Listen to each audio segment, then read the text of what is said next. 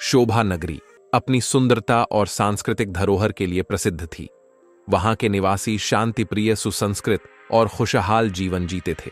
लेकिन उनमें सबसे ज्यादा चर्चा में रहने वाला व्यक्ति था स्मार्ट, जो अपने अनोखे व्यक्तित्व और चतुराई के लिए जाना जाता था। स्मार्ट का असली नाम समीर था, परंतु उसकी तीव्र बुद्धिमत्ता और हर समस्या का हल निकालने की क्षमता के कारण सभी उसे स्मार्ट कहने लगे थे। स्मार्ट अपने नाना नानी के साथ शोभा नगरी के छोटे से किनारे पर रहता था। उसके माता पिता का बचपन में ही एक दुर्घटना में देहांत हो गया था। वह पढ़ाई लिखाई में तो तेज था ही, साथ ही उसमें एक विशेष गुण था। उसकी सोच नियति के नियमों पर गहराई से टिकी हुई थी। वह अक्सर कहा करता था, जो नियति ने लिखा है उसे कोई मिटा नहीं सकता। शोभा नगरी से कुछ दूरी पर उज्जैन का विशाल साम्राज्य था, जहां राजा विक्रमादित्य का शासन था। राजा विक्रमादित्य अपने ज्ञान, न्यायप्रियता और साहस के लिए प्रसिद्ध थे। एक दिन राजा विक्रमादित्य को एक सपना आया। सपने में एक दिव्य पुरुष ने उनसे कहा, शोभा नगरी में एक साधारण लड़का है जो तुम्हारे भाग्य को बदल सकता है। वह तुम्हें नियति के गूढ़ रहस्यों को समझने में मदद करेगा। सपने से प्रभावित होकर राजा विक्रमादित्य ने अपने सेनापतियों और मंत्रियों के साथ शोभा नगरी जाने का निर्णय लिया। उन्होंने नगरी के निवासियों से पूछा, यहां कौन सबसे चतुर और ज्ञानी है? सभी ने एक ही नाम लिया, स्मार्ट। राजा ने स्मार्ट को अपने दरबार में बुलाया। जब वह आया तो राजा ने उसे ध्यान से देखा। साधारण कपड़े, मध्यम कद काठी, लेकिन आंखों में गजब की चमक। राजा ने पूछा, क्या तुम नियति और भाग्य के बारे में जानते हो? स्मार्ट ने विनम्रता से जवाब दिया, राजन, भाग्य वह है जो हमारे जन्म के साथ लिखा जाता है और नियति वह है जो हमें हमारी कर्म भूमि पर ले जाती है। परंतु विधि का विधान ऐसा है कि जो तय है वह टाला नहीं जा सकता। राजा विक्रमादित्य उसकी बातों से प्रभावित हुए। उन्होंने उसे अपने साथ उज्जैन चलने का प्रस्ताव दिया। स्मार्ट ने कहा, राजन, मैं चलूंगा, परंतु मेरी एक शर्त है। आप मुझे वचन दें कि आप मेरे किसी निर्णय पर संदेह नहीं करेंगे। राजा ने सहमति दी। जब वे उज्जैन लौट रहे थे, रास्ते में एक घना जंगल में पड़ा हुआ उन्हें एक युवती दिखाई दी, जो अचेत अवस्था में पड़ी थी। उसकी अवस्था देखकर लगा कि वह कई दिनों से भूखी प्यासी थी। स्मार्ट ने राजा से कहा, राजन, यह युवती हमारी नियति से जुड़ी हुई है, इसे साथ लेकर चले। राजा ने उसे उठाकर अपने रथ में बिठाया। जब वह होश में आई तो उसने अपना परिचय दिया। उसका नाम संध्या था। वह एक साधारण किसान परिवार से थी, लेकिन किसी अज्ञात कारण से उसे गांव से निकाल दिया गया था। भाग्य का खेल। संध्या को उज्जैन के राजमहल में स्थान दिया गया। समय बीतने लगा और संध्या की सरलता और बुद्धिमत्ता से पूरे महल में उसकी प्रशंसा होने लगी। राजा विक्रमादित्य भी उसकी बातों से प्रभावित होने लगे। लेकिन एक दिन दरबार में एक ज्योतिषी आया। उसने कहा, राजन, यह युवती आपकी मृत्यु का कारण बनेगी, इसे तुरंत राज्य से बाहर निकाल दे। राजा असमंजस में पड़ गए। उन्होंने स्मार्ट से परामर्श लिया। स्मार्ट ने मुस्कुराकर कहा, राजन, जो विधि का विधान है वह टल नहीं सकता। यदि संध्या आपकी मृत्यु का कारण है तो यह भी नियति का हिस्सा है, परंतु इसे राज्य से बाहर निकालना अनुचित होगा। एक दिन महल में अचानक विद्रोह हुआ। एक गुप्त साजिश के तहत राजा विक्रमादित्य की हत्या की योजना बनाई गई थी। विद्रोहियों ने राजा को निशाना बनाया, लेकिन उसी समय संध्या ने अपने प्राणों की परवाह किए बिना राजा की रक्षा की। विद्रोहियों का सामना करते हुए वह घायल हो गई। राजा विक्रमादित्य को उस क्षण एहसास हुआ कि ज्योतिषी ने जो कहा था वह सच था, परंतु उसने जो मृत्यु की बात की थी उसका अर्थ संध्या के बलिदान से जुड़ा हुआ था। नियति ने उसे राजा की रक्षा के लिए चुना था, न कि उनकी मृत्यु का कारण बनने के लिए। इस घटना के बाद राजा ने स्मार्ट को बुलाया और कहा, तुम्हारी बुद्धिमत्ता और नियति पर विश्वास ने आज मेरे प्राण बचा लिए। मैं जानना चाहता हूं कि तुमने ऐसा कैसे समझा? स्मार्ट ने उत्तर दिया, राजन, नियति के हमेशा स्पष्ट नहीं होते। जो हमें प्रतिकूल प्रतीत होता है वही हमारे जीवन का सबसे बड़ा वरदान हो सकता है। संध्या का आपके जीवन में आना नियति का ही खेल था और उसने अपना कर्तव्य निभाया। राजा विक्रमादित्य ने संध्या की याद में एक स्मारक बनवाया और स्मार्ट को अपना प्रमुख सलाहकार नियुक्त किया। इस घटना ने पूरे राज्य को यह सीख दी कि भाग्य का लिखा कभी नहीं मिटता और नियति का निर्णय अटल होता है। इस कहानी ने उज्जैन और शोभा नगरी दोनों को एक नई दिशा दी। स्मार्ट की सोच और संध्या के बलिदान की गाथा सदियों तक सुनाई जाती रही। घटनाएं संध्या के बलिदान के बाद राजा विक्रमादित्य ने महल में एक सभा बुलाई।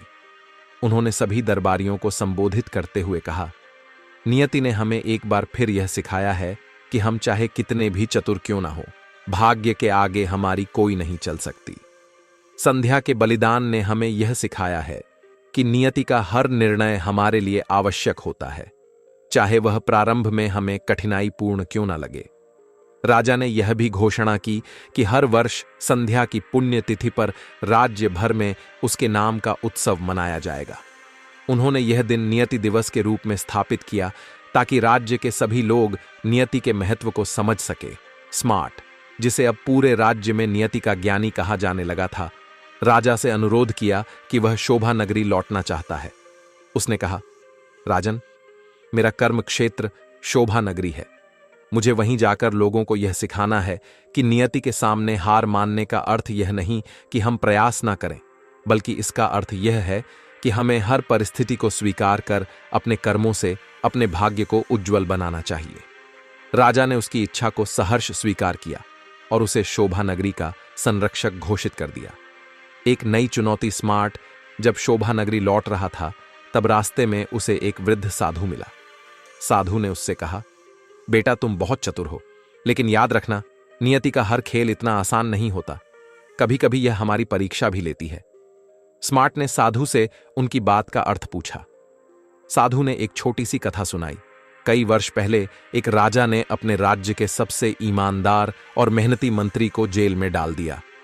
कारण था, राजा को स्वप्न में एक भविष्यवाणी मिली थी कि वह मंत्री उसका राज्य छीन लेगा। राजा ने अपनी सुरक्षा के लिए ऐसा किया, लेकिन नियति ने खेल ऐसा रचा कि राजा का अपना ही पुत्र, जो मंत्री के पक्ष में था, राज्य का विद्रोही बन गया। अंततः राजा ने महसूस किया कि उस भविष्यवाणी का अर्थ मंत्री का राज्य छीनना नहीं, बल्कि उसकी सुरक्षा करना था। स्मार्ट ने यह कथा सुनी और उसे गहराई से सोचा। वह समझ गया कि साधु उसे यह सिखा रहे थे कि नियति की व्याख्या करना आसान नहीं होता। लड़की की पहचान और रहस्य। शोभा नगरी लौटने के कुछ दिनों बाद स्मार्ट को एक दिन एक पथिक से जानकारी मिली कि संध्या, जिसे मृत समझा गया था, वास्तव में जीवित थी। विद्रोहियों ने उसे मृत समझकर छोड़ दिया था। एक ग्रामीण ने उसे बचाया और अपने घर ले गया। स्मार्ट ने तुरंत राजा विक्रमादित्य को यह समाचार भेजा। राजा ने खुशी से आदेश दिया कि संध्या को सम्मानपूर्वक महल में लाया जाए। जब संध्या महल लौटी तो उसने बताया कि कैसे उसकी नियति ने उसे बचाया। उसने कहा, मैंने मृत्यु को करीब से देखा, लेकिन मुझे विश्वास था कि मेरा जीवन अभी खत्म नहीं हुआ है। नियति ने मुझे बचाने के लिए उस ग्रामीण को भेजा और मैं आज यहां खड़ी हूं।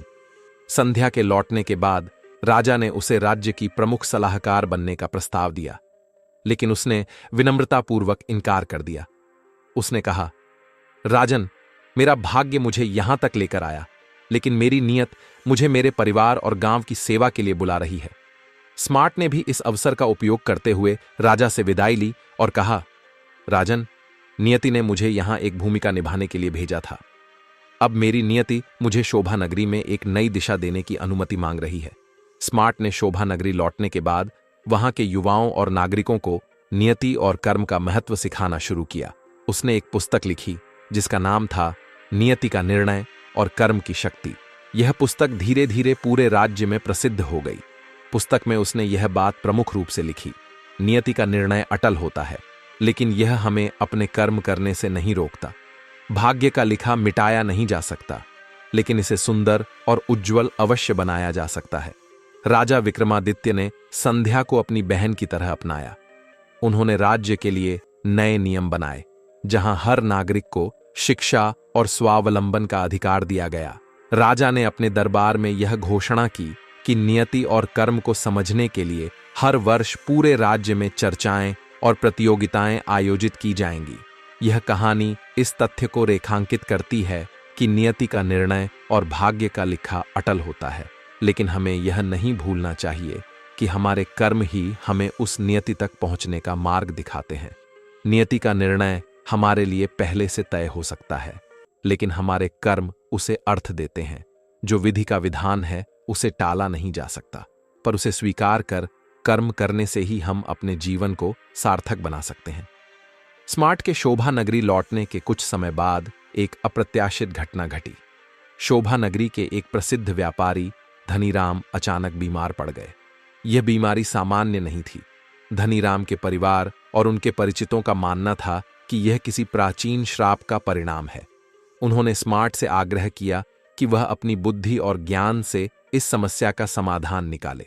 स्मार्ट ने व्यापारी की बीमारी का अध्ययन किया और पाया कि यह कोई साधारण बीमारी नहीं है। वह बीमारी एक प्रकार का मानसिक तनाव थी जो धनीराम को अपनी गलतियों और पुराने कर्मों की वजह से हो रही थी। धनीराम ने पहले अपने व्यापार में कई गरीब किसानों का शोषण किया था और अब उनकी आत्मा इस बोझ को सहन नहीं कर पा रही थी। स्मार्ट ने धनीराम से कहा, व्यापारी जी, यह नियति का एक और खेल है। आपके पिछले कर्म आज आपके सामने आ खड़े हुए हैं। अब केवल एक ही उपाय है कि आप अपनी गलतियों को स्वीकार करें, उन गरीब किसानों को न्याय दें और उनकी सहायता करें। धनीराम का प्रायश्चित और नियति की शक्ति। धनीराम ने स्मार्ट की सलाह मानी। उन्होंने अपने धन का एक बड़ा भाग गरीबों में दान कर दिया और उन किसानों के कर्ज माफ कर दिए जिनका उन्होंने शोषण किया था। धीरे धीरे उनकी बीमारी ठीक होने लगी। इस घटना ने पूरे शोभा नगरी में एक नई सीख दी। लोग समझ गए कि नियति हमें हमारे कर्मों का फल देती है, लेकिन साथ ही वह हमें प्रायश्चित और सुधार का अवसर भी देती है। स्मार्ट ने इस घटना को अपने एक प्रवचन में उपयोग किया और कहा, भाग्य और नियति का खेल हमेशा हमें हमारे कर्मों का मूल्य चुकाने पर मजबूर करता है, लेकिन अगर हम सच्चे मन से प्रायश्चित करें और अच्छे कर्म करें तो नियति भी हमें एक नई राह दे सकती है। कुछ वर्षों बाद राजा विक्रमादित्य शोभा नगरी आए। उन्होंने देखा कि प्रयासों से वहां के लोग न केवल शिक्षित हो गए थे बल्कि आत्मनिर्भर भी बन गए थे। राजा ने स्मार्ट से पूछा, तुमने यह सब कैसे किया? स्मार्ट ने मुस्कुराते हुए कहा, राजन, मैंने केवल लोगों को यह सिखाया कि नियति का निर्णय अटल है, लेकिन कर्म से हम अपने जीवन को सार्थक बना सकते हैं। राजा विक्रमादित्य ने स्मार्ट को अपने राज्य का प्रधान सलाहकार बनने का प्रस्ताव दिया, लेकिन स्मार्ट ने विनम्रता से इसे ठुकरा दिया। उसने कहा, राजन, मेरी नियति शोभा नगरी है। मैं यहां के लोगों के साथ अपनी यात्रा पूरी करना चाहता हूं। संध्या की नई भूमिका। संध्या, जो अब शोभा नगरी में एक शिक्षक बन चुकी थी, ने महिलाओं को शिक्षित करने और आत्मनिर्भर बनने के लिए प्रेरित किया। उसने यह साबित किया कि एक साधारण लड़की भी अपने कर्मों से समाज में बड़ा बदलाव ला सकती है। संध्या अक्सर कहा करती थी, नियति ने मुझे अनेक कठिनाइयों में डाला, लेकिन मैंने इसे अपना भाग्य समझकर स्वीकार किया। मेरा जीवन इस बात का उदाहरण है कि विधि का विधान चाहे जो भी है, अपने कर्म से आप बदलाव ला सकते हैं। एक दिन शोभा नगरी में भयंकर बाढ़ आ गई। लोगों की फसलें, घर और व्यापार सब कुछ बर्बाद हो गया। यह स्थिति इतनी भयावह थी कि लोग निराशा में डूब गए। उन्होंने स्मार्ट से मदद की, गुहार लगाई। स्मार्ट ने कहा, यह भी नियति का एक और परीक्षण है। हमें इसे स्वीकार करना होगा और मिलकर इसका समाधान निकालना होगा। उसने राजा विक्रमादित्य से मदद मांगी। राजा ने तुरंत अपनी सेना और खजाने को शोभा नगरी की सहायता के लिए भेजा। स्मार्ट ने लोगों को संगठित किया और सबने मिलकर अपने गांव को फिर से खड़ा किया। सार्वजनिक सभा और नियति का अंतिम पाठ के बाद शोभा नगरी में एक बड़ी सभा बुलाई गई। इस सभा में राजा विक्रमादित्य, संध्या और स्मार्ट ने मिलकर लोगों को यह संदेश दिया, नियति का निर्णय हमेशा हमारे पक्ष में हो, यह जरूरी नहीं, लेकिन अगर हम एकजुट होकर कठिनाइयों का सामना करें तो हम अपने जीवन को नए सिरे से बना सकते हैं। राजा ने घोषणा की कि स्मार्ट को पूरे राज्य का आधिकारिक मार्गदर्शक बनाया जाएगा, लेकिन स्मार्ट ने एक बार फिर से इसे ठुकरा दिया। उसने कहा, मेरी नियति मुझे यह सिखाती है कि मैं वहां रहूं जहां मुझे सबसे ज्यादा जरूरत है। शोभा नगरी मेरा घर है और यही मेरा कर्म क्षेत्र है। कहानी का अंतिम संदेश। स्मार्ट राजा, विक्रमादित्य और संध्या की यह कहानी हमें यह सिखाती है कि नियति और भाग्य हमें जितनी कठिन परिस्थितियों में डाले, हमारे कर्म और साहस हमें उनसे बाहर निकाल सकते हैं। नियति का निर्णय अटल है, भाग्य का लिखा कभी नहीं मिटता, लेकिन हमारे कर्म वह साधन हैं जो हमें इस नियति को समझने और इसे स्वीकार करने में शक्ति देते हैं। तो दोस्तों, आपको यह कहानी कैसी लगी? कमेंट करके जरूर बताएं। अगर कहानी अच्छी लगी हो तो लाइक शेयर जरूर करें। दोस्तों, आप सभी से निवेदन है कि अगर आपने अभी तक मेरे चैनल को सब्सक्राइब नहीं किया है तो बोधि लाइट्स यूट्यूब चैनल को जरूर सब्सक्राइब कर लें। मिलते हैं एक और नई कहानी के साथ। धन्यवाद।